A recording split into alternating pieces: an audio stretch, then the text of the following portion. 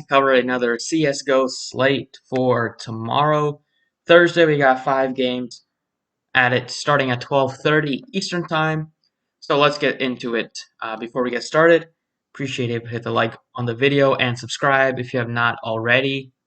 Now, if you never played CSGO, it can kind of be intimidating on Draftkings. You're basically just looking at a long list of names, no positions, and they don't really give you anything to work with. You can't really see the team's record, so they're trying to make it as difficult as possible. But if you do some research, if you look at like there's rankings out for teams, you can kind of see which team should win, or you can look at the odds on Vegas if you want to look at that. But this site is pretty accurate, gives you the rankings if they're on a win streak or not, their win rates, and like how they fared in the recent games. So I like to look at this.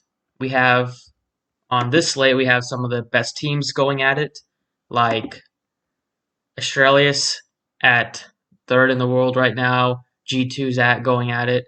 Team Liquid with the embarrassing loss yesterday, as they are ranked very highly, but they got upset big time. So even though these teams are ranked, they can still get upset.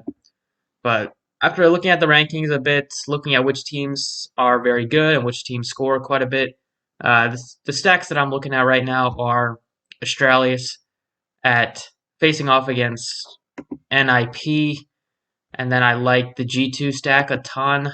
They should crush MR, and I'd say EG looks like another stack that looks pretty appealing. The C9 Gen G game can kind of go either way, as both are pretty similar.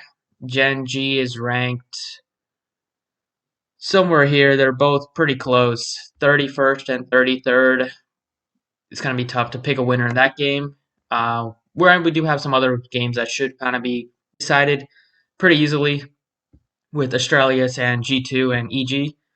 So those are the 3 stacks that I am most focused on for tomorrow. And on DraftKings, you only need 2 teams to stack. So right now, I'd say Australia's and G2 are the ones that I like the most based on pricing and the matchups. So as captain here on DraftKings, from looking at some of those 2 teams, probably go with Device if you want to pay up. He looks great at 14-1. Nexa 14-4 also looks pretty good.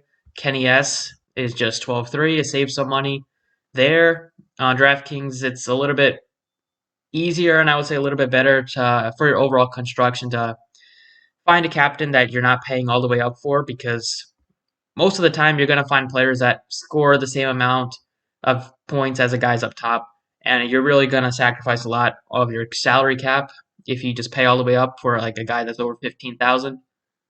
So I would spend down a little bit here, look for somebody on Australia's that I like, or on G2, or even EG, like I mentioned, I like them. But I'd say XYP9X at 10-8. Just the pricing stuck out. The kills and assists are pretty solid for him. The upside is most definitely there. So at 10-8, definitely in a great spot against NIP. I mean, they're also ranked in the top 10, but Australia's is one of the best teams out there. So I think they should win pretty convincingly. And he looks pretty good at 10-8. And on the other side, for the other game that I mentioned, G2, some of my favorite players on this game are definitely Nexa. Jax looks like a great value play, 6,600, and Kenny S are the 3 that I like the most based on the pricing, and they're all different tiers, so they are my favorites. And then you also have Emanek at 5,400, also pretty cheap, but I'd probably say Kenny S looks great. He's 8,200. You're saving some money there. He's good at getting kills. Upside is definitely there, and it's a really good spot against MR. They are very heavily favored tonight, so I would expect them to win pretty convincingly. And then another mention is Jax at 6,600. Also pretty affordable. Also can have a big game in getting kills. And this should be a spot where they're not going to die that much, as they are favored pretty heavily. So that's always good, finding a stack like that. So Jax also looks like a pretty nice play. And then go back to a guy from Australia's. I'd say Glaive at 6,400, also another cheapie that you could look at. But I also like Ajik's or Magic's at 8,400. Another guy, nice price point. You're not paying all the way up, but he also has big time upside, 90, 60s, and it's a spot where they should win, and I do expect them to win against NIP. So another guy that you can try to fit into your lineup if you want, but really the Australia's G2 and EG are the three teams that I am focused on this 5-game slate for Draftkings.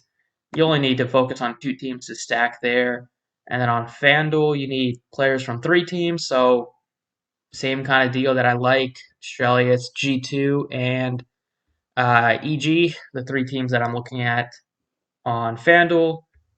At MVP here, it's different than DraftKings, obviously. You know that you're not paying extra for a guy at your captain. So you want to pay up. Nexa from G2 looks like a tremendous option. 11-4, I like him on DraftKings as well. Been great all the last 3 games. Wouldn't expect anything else from him. Just a nice option to go with at captain for FanDuel. And then we can get into the other players I like. So Kenny S also would try to get him in on FanDuel. 11-2, not super expensive. He's pretty affordable compared to some of the other players on this team, like Hunter, and you're not paying all the way up. You're saving a little bit of money. And then on Australius, I still like Magic's at 10-8. And then if you want a cheap option, Jax is 10-3, looks pretty good as a cheap option. And Glaive at 9,900 also looks like a nice cheap option that you could fit in on FanDuel. So that's pretty much it for this video. I just wanted to give a quick rundown of on what teams I'm looking at for the CSGO slate tomorrow. So thanks for watching. If you enjoyed, be sure to hit the like button down below and subscribe. And I'll catch you all in the next video.